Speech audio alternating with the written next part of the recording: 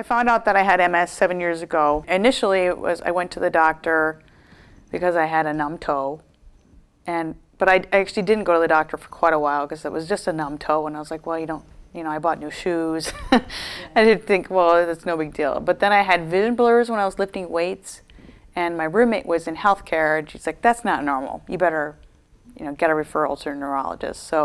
But first I went to my doctor, and then they put me through a whole series of testing. They thought I might have diabetes. They thought I might have exercise-induced hypertension, and they didn't really know. And then I was like, can you just give me a referral?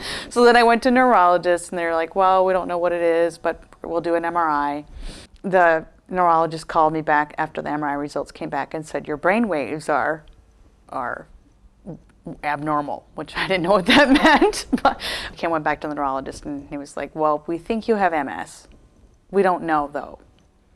Actually, a few months later, I actually had an attack. I woke up, and I couldn't feel the right side of my body, and I was like, oh my God, what is going on? And so I called my neurologist, and I said, this is what's happening. And he's like, oh, great, that means we can diagnose you with MS. Which I was like, what? That's not great to me.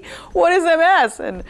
And my only knowledge of what MS was I actually did this city cycle tour in Chicago. It was for MS. It was put on by the Multiple Sclerosis Society. And they had disabled people at the end of the race, which I always thought, oh God, what a terrible disease that must be. And so when I was like diagnosed, I was like, oh shit, like that's gonna be me. And that really sucks. And I was really scared, but I was also really confused because I didn't know really what the disease was, so that was my whole experience.